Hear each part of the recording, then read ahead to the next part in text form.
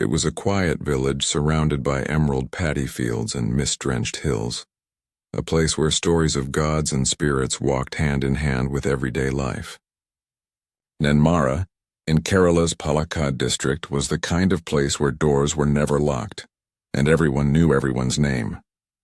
But one night in 2025, peace turned to panic. In a small tiled house at the edge of the forest, 2 lives were taken in silence. The villagers called it a curse, the police called it a crime, and the world, when it learned what had happened, called it madness. What began as whispers in the rain soon grew into a storm that shook the entire state. A family was slaughtered, an old feud reignited, and the name Nenmara became synonymous with horror. People said the killer was possessed, that he spoke to shadows and saw things others couldn't. But what if it wasn't the devil that whispered to him? What if it was fear itself? This is the story of the Nenmara Double Murder case, a story where faith met insanity, and the truth was buried deeper than the bodies. The clock struck 11:40 p.m. when the rain began to fall, thick, heavy drops pounding the earth like the heartbeat of a restless god.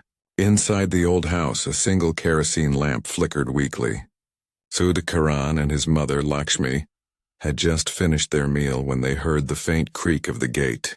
At first they thought it was the wind, but when the knock came, slow, deliberate, echoing through the silence, and a shiver ran down Lakshmi's spine, she whispered a prayer, unaware that she had already spoken her last words. The man at the door was one they knew. Chenthamara, a neighbor, a face once trusted. But that night his eyes were wild, his clothes soaked, his breath shallow. He carried something wrapped in a cloth, something heavy. "It has to end tonight," he said softly, stepping inside. What followed next was never clearly known. But the next morning the villagers found the door ajar, the lamp extinguished and the ground painted red. The air smelled of rain, blood, and something else, and something ancient like fear. From that moment, Nenmara was never the same. Mothers clutched their children closer, dogs howled at shadows, and even the temple bells sounded hollow. The police were called, and so began an investigation that would uncover not just a murder, but a darkness festering within the human mind. When Inspector Rajiv arrived at the scene, he had seen blood before, but never silence like this. The bodies were found side by side, the wounds clean but violent. The weapon, a large kitchen knife, was left near the doorway as if placed with purpose. Yet what disturbed him most wasn't the brutality but the calm. No struggle, no chaos, almost as if the victims had accepted their fate. He walked through the dimly lit house, his shoes pressing against the damp floor, and felt something strange, a chill that no logic could explain. Villagers gathered outside, whispering about curses and rituals. Some said Chenthamara had gone mad after his wife's death. Others said he had been visiting a tantric who filled his head with poison. But Rajiv didn't believe in ghosts. He believed in evidence. Still, when he found symbols drawn in ash near the window, his confidence faltered. The marks were old, yet deliberate. Circles within circles, the kind used in ancient cleansing rituals. Was it superstition? Or a warning? That night, as he filed his report, thunder cracked across the sky. He looked at the photographs once more, the faces frozen in peace, the knife gleaming under flash. Somewhere deep inside he felt it. This was not just a killing. It was a message. But who was it meant for? The manhunt for Chenthamara began at dawn. Police spread through the rain-soaked forests, their flashlights cutting through the mist. They found his hut empty, but his diary lay open on the table. Pages were filled with scribble, words like shadow, cleansing, and curse. In one line he wrote, "They will thank me when the evil is gone." Those words chilled Rajiv more than the rain ever could. Madness, he thought, or maybe belief taken too far. For the villagers, Chenthamara's face became the face of evil. He was quiet, they said, always prayed alone. But his eyes were strange. Fear grew like fungus on damp walls, feeding on ignorance, breeding hysteria. Shops closed early. Children whispered ghost stories about the possessed man of Nenmara. Yet somewhere deep inside, Rajiv couldn't shake the feeling that something about this story didn't add up. He knew killers and cold, cruel, greedy mob, but this one seemed broken. When Chentamara was finally spotted near the old quarry, barefoot and muttering prayers, he didn't run. He simply turned to the police and said, "It's over." The rain poured harder as he dropped to his knees. For Rajiv, it wasn't victory. It was tragedy. Inside the interrogation room, Chentamara sat silent for hours, eyes blank, lips trembling. When he finally spoke, it wasn't a confession, it was a sermon. "They were cursed," he whispered. "I freed them." His voice cracked as he described seeing shadows in his home, hearing whispers telling him to act before the darkness consumed everyone. To Rajiv, it sounded insane, but the conviction in his tone was terrifying. He truly believed every word. Psychiatrists were called. Reports hinted at severe mental illness, hallucinations, paranoia, religious delusions. Yet the public didn't care. To them, madness was an excuse. "He killed them!" "He must hang," shouted the mob outside the station. Rajiv watched from the window, wondering which was more dangerous, one man's insanity or an entire crowd's thirst for vengeance. By nightfall, the inspector sat alone staring at Chentamara's photo. He wasn't sure anymore whether he was hunting a murderer or witnessing the collapse of a human soul. Sometimes justice felt like a line drawn in water, visible for a moment, gone the next. The courtroom buzzed with tension. Reporters filled every corner, cameras flashed, and outside the streets were choked with angry voices. Kerala had seen murders before, but none that divided its people like this. The prosecution called him a monster. The defense called him sick.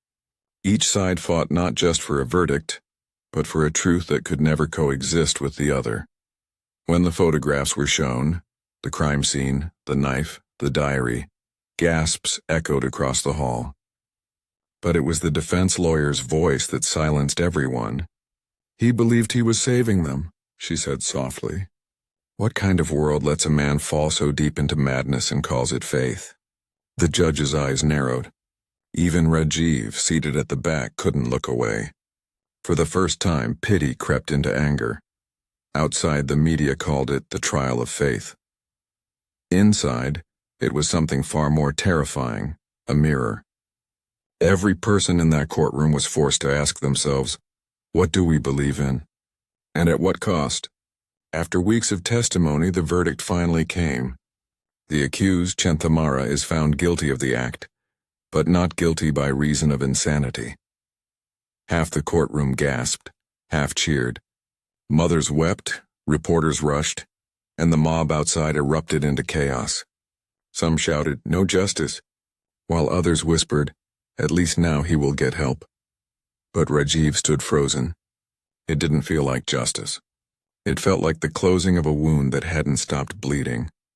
As Chentamara was led away, he turned to the crowd and said, "You'll see. I saved them." Those words hung in the air long after he disappeared into the prison van. For Rajiv, they weren't a threat. They were the echo of a mind broken by belief. That night, rain washed over Nenmara again. The village slept uneasily, and Rajiv sat by his window staring at the hills. He wondered if the real curse wasn't madness, but silence. Months later, the crime scene house stood abandoned, its walls cracked and vines creeping through broken windows. Locals said they could still hear voices, sometimes crying, sometimes whispering prayers. No one dared go near after sunset. "It remembers," they said. Fear had become the village's new resident. Rajiv visited one last time, walking through the empty rooms. The silence was deafening. He could still smell the rain, still feel the weight of that night. Standing in the doorway, he realized something. The house wasn't haunted by ghosts. It was haunted by truths people refused to face. Ignorance had built these walls long before blood stained them. He locked the gate and walked away.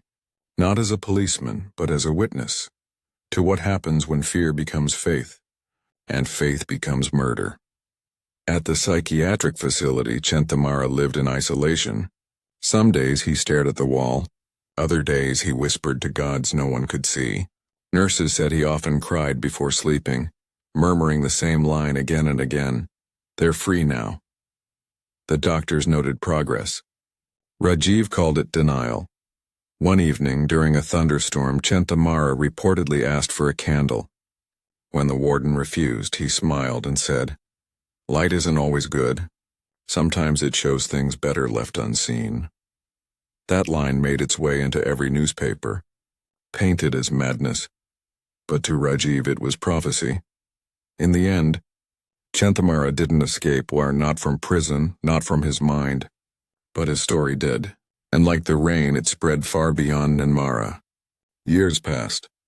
Rajiv had aged, his hair graying, his eyes tired. Yet one evening he drove back to Nenmara, to the house that once took everything from him. The door was still sealed, the garden wild. He stood there for a long time, listening to the wind. It carried voices, maybe real, maybe imagined. "Justice is never perfect," he whispered. "But truth never dies." He left a small oil lamp on the porch, the same kind that had gone out the night of the murder. As he turned to go, thunder rolled again, soft and distant.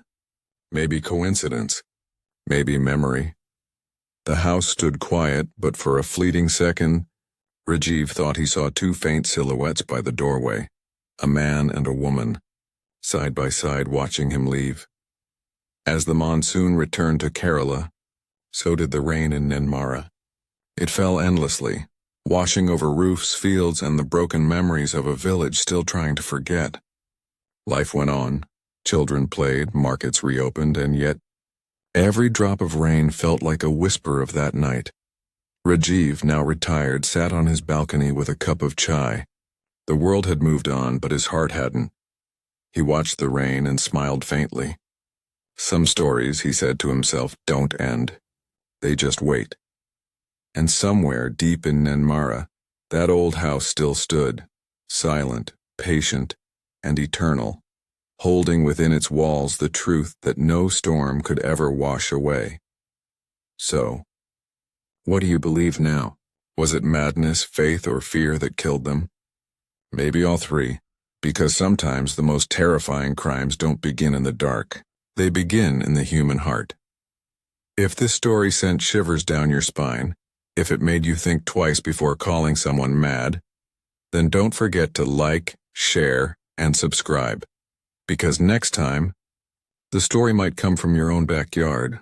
And tell me in the comments, do you believe fear can turn a human into a monster?